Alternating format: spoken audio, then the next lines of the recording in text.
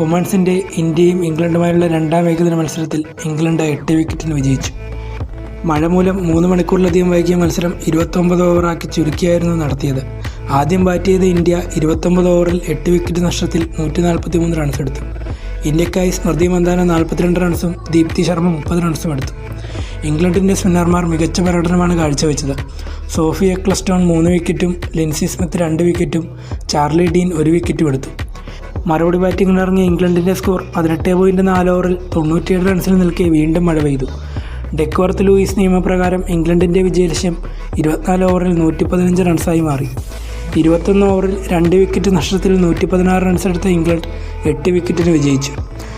England spinner Sophy എക്ലസ്റ്റോൺ ആണ് player of the match. 6 over എറിഞ്ഞ താരം 27 റൺസ് മാത്രം വിട്ടുകൊടുത്ത് 3 വിക്കറ്റ് എടുത്തു. ഇംഗ്ലണ്ടിൻ്റെ ജയത്തോടെ ഏകദിന പരമ്പര സമനിലയിലായി. മൂന്നാമത്തെയും അവസാനത്തെയും മത്സരം ജൂലൈ 22 നടക്കും. കൂടുതൽ ക്രിക്കറ്റ് അപ്ഡേറ്റുകൾക്കായി ചാനൽ സബ്സ്ക്രൈബ് ചെയ്യുക. Thank you for watching.